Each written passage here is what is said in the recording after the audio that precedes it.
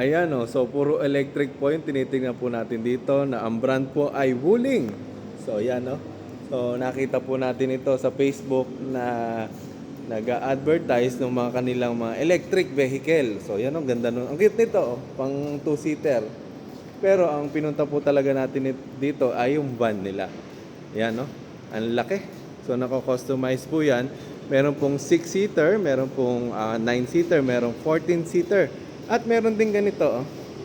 So, meron ding naka-flatbed.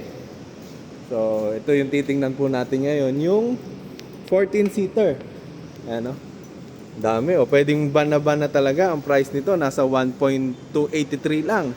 So, malayong-malayo dun sa presyo ng mga Nissan. Ito pa ay pure EV.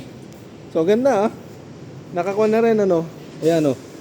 Yung pintuan niya pag ganitong nasasara. Pag ganyan, pag ganito, pag ganire. So may cargo din. Ayan, iba't ibang Wuling na cargo van at saka van. Ganda.